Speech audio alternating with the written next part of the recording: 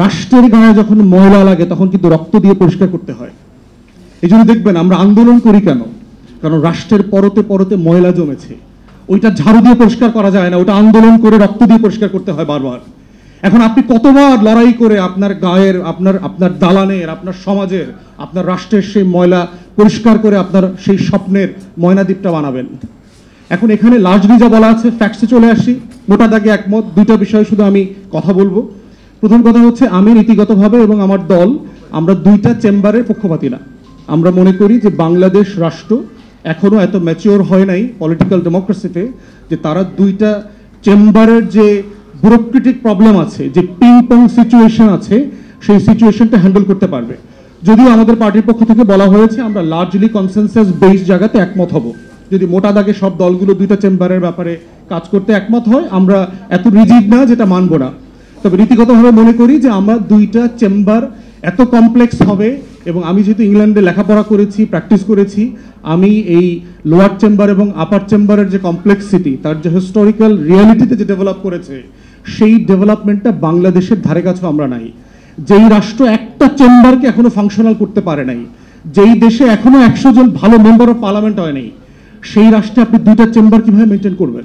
এবং আমি রিপিটেডলি বলেছি বিভিন্ন জায়গাতে যে দুইটা চেম্বার করলে যেটা হবে, দ্বিতীয় চেম্বারটা হচ্ছে মমতাজ আর হইল সুবর্ণা মুস্তফাদের, আসাদুজ্জামান নূরদের ভরণ পোষণ কেন্দ্র হবে।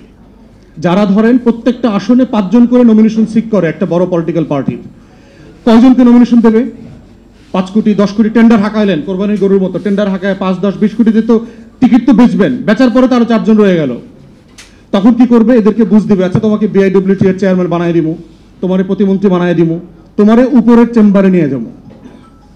তাহলে যেটা হবে, রাজনীতিকে ঘিরে করাপশনের আমার আরো লুটপাট বাণিজ্যের একটা জায়গা তৈরি হবে, এবং ওই 100 লোকেরও কিন্তু আবার লুটপাটের ট্যাক্স ফ্রি গাড়ি, রাজুকের প্লট, ফ্ল্যাট, সুবিধা, বাটলার, এগুলো মেনটেন করবার জন্য আরো শত শত হাজার হাজার কোটি টাকা আমার ট্যাক্স পেয়ারদের জায়গা থেকে বরাদ্দ দিতে হবে। তাহলে দ্বিতীয় চেম্বার করবার জন্য আমার যে পলিটিক্যাল ম্যাচুরিটি দরকার, এইটা আমি প্রথম চেম্বারই আসলে করতে পারি। আমাদের দলের পক্ষ থেকে আমরা প্রস্তাব করেছি যে আমাদের এখন সংরক্ষিত আসন আছে শুধু মহিলাদের জন্য এবং 50। আমরা বলেছি এটাকে 100 করে দেন, এবং শুধু মহিলাদের জন্য না, এখানে মহিলা, সিভিল সোসাইটি, পিছিয়ে পড়া জনগোষ্ঠী, মাইনরিটি, উর্দুভাষী বাংলাদেশি, হরিজন কমিউনিটি, পাহাড়ি, সবাইকে এখানে আনেন। আমরা এই 100 লোকের পারফরমেন্স দুইটা সংসদে দেখি, তারা কেমন পারফর্ম করে। আমাদের দিক থেকে দেখবেন যে পলিটিক্যাল পার্টিসগুলো কি রাইট সিলেকশন করছে কিনা, না তারা আবার মমতাজদেরকে ফাইটটা যায়, চল্লা যায় টাইপের লোকদেরকে আনতেছে। আর যদি মনে করে যে না, সিরিয়াস ক্যান্ডিডেট আসতেছে এই 100-র ভিতরে, আমরা দুইটা সংসদ পরে তখন সেকেন্ড চেম্বারে চলে যাব, যদি এটা ফাংশনাল হয়।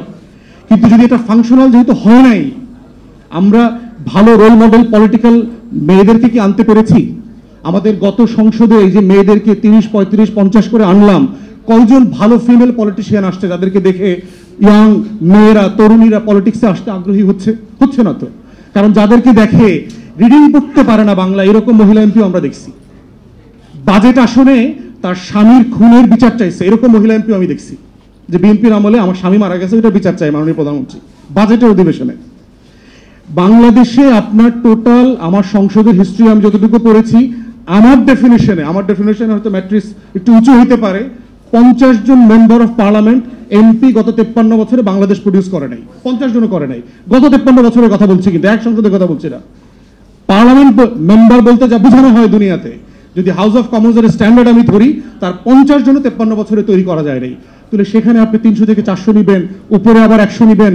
এই যে বিশাল হাতির পাল তৈরি করছেন, এবং এটার জন্য যে হাজার হাজার কোটি টাকা লুটপাটের বাণিজ্য, পলিটিক্যাল পার্টির সিন্ডিকেটেড করাপশনের স্পেস করে দিচ্ছেন, এটা যেটা করবে, দ্বিতীয় চেম্বার তো হবেই না, বরং যে কারণে আমরা সংস্কার চাই ঠিক তার উল্টা রেজাল্টটা বয়ে নিয়ে আসবে। দ্বিতীয়ত যেটা হবে, দেখেন আরেকটা সমস্যা হলো সেকেন্ড চেম্বারের, একটা তো হচ্ছে পলিটিক্যাল পুনর্বাসন, সেকেন্ড চেম্বার আমাদের সিভিল সোসাইটিকে হত্যা করবে। একটা রাষ্ট্রের ন্যূনতম সিভিল সোসাইটির যে স্পেস দরকার, এখনই দেখেন অন্তর্বর্তীকালীন সরকার হওয়ার কারণে কি হয়েছে, দেখেন বাংলাদেশে কিন্তু এখন সিভিল সোসাইটি নাই। আমাদের সিভিল সোসাইটি বলতে 20-30টা মানুষ সংগঠন যারা ছিল, এরাদেরকে সবাইকে কিন্তু অ্যাকোমোডেট করে নেওয়া হয়েছে গভর্নমেন্টে, অলমোস্ট সবাইকে। এই দিলার আবার মধ্যে একজন এই অ্যাডভাইজার হন নাই, তারা এখনো বাইরে রয়ে গেছে। তো যেটা হবে, সিভিল সোসাইটির লোকজনের ভিতরেও একটা মোটিভেশন কাজ করবে, এই দলের সাথে সেই দলের সাথে একটু খাতিল করে আমি একটু সিভিল সেকেন্ড চেম্বারে যাইতে পারি কিনা। বাংলাদেশের সিভিল সোসাইটি ধ্বংস হয়ে যাবে। থার্ড হচ্ছে, সেকেন্ড চেম্বার যেটা করবে, আমার প্রফেশনাল বডিগুলো অলরেডি ধ্বংস হয়ে গেছে। ডাক্তারদের, নার্সদের, ইঞ্জিনিয়ারদের, লয়ারদের প্রতিষ্ঠানগুলোতে যাবেন, মনে হবে একটা দলীয় অফিস। সরকারের প্রতিষ্ঠান প্রত্যেকটাতে যাবেন, শ্রমিক ইউনিয়ন, ঐক্য পরিষদ, তমুক সমুক, কর্মকর্তা কর্মচারীদের যত ট্রেড ইউনিয়ন আছে দলীয় ব্যানারে ফেস্টুনে ভরা থাকে। দ্বিতীয় চেম্বারটা হচ্ছে এই প্রফেশনাল বডি রিপ্রেজেন্টেশন করতে গিয়ে যেটা হবে, আমার প্রত্যেকটা ইনস্টিটিউশন ধ্বংস হয়ে যাবে, কারণ এই পলিটিক্যাল ম্যাচুরিটি আমাদের মধ্যে এখনো ডেভেলপ করে নাই। অতএব সেই জায়গায় আমরা বোধ করছি যে ফার্স্ট চেম্বারটাকে কিভাবে প্র্যাগম্যাটিকলি ফাংশনাল করা যায়, এইটা আমাদের সিরিয়াস এজেন্ডা হওয়া দরকার।